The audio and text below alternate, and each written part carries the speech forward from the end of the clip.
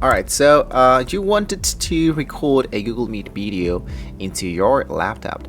So there's a few methods of how you can actually get started with this element. The first method is the official built-in feature.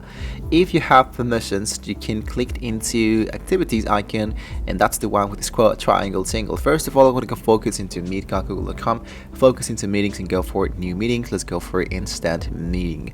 Now, I wanted to make sure that here, for example, here's my camera on. I will turn this off.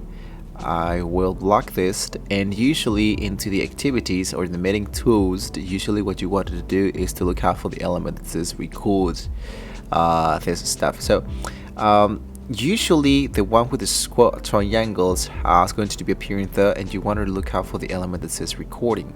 So as you can see, here is the recording element. Now unfortunately, I believe that this one is only available for the premium version, so everyone into the meeting will get actual load recorded, no more secret recording. Now you can toggle record captions, because this is going to be embedded to the subtitles directly into the video file, so you can watch it into the mute later. When you're finally done, for example, with this one, you can, when you finish, for example, with this meeting, usually it's going to be asking you to save to a specific folder, to Google Drive, and call meetings of the recording, something like that. Now the second method is to, let's say, use a free recording tool.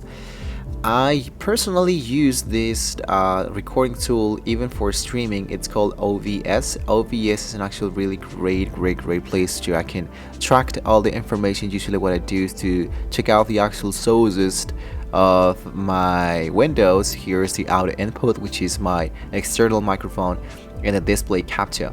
So we have the audio of the computer, we have the external microphone, and we have the display of the capture.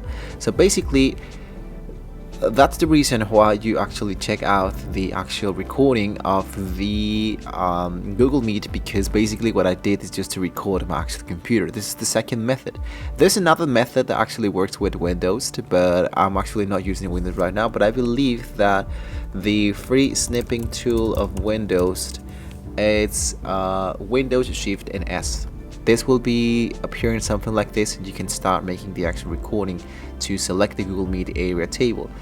And the third method that I can give you, if for you're using a Mac, for example, like me, and if you don't want to download additional applications, you can use, I believe it's called QuickTime. So when you select QuickTime Player, you can focus where the option that says File and go for New Screen Recording. This will be helping you to make exactly what I'm actually doing directly inside here. Now, I'm not going to be doing this at the moment because it will be pausing the actual video that I'm actually recording for you. But basically, this is different ways of how you can actually get started. Personally, I love to use OBS because it's much more faster to use, it's much more easier to edit, and if you wanted to make some manual changes, you can do it so directly into OBS, such as changing the actual I don't know, the volume. You can be changing to edit how much would you like to see of the actual video, how less, whatever.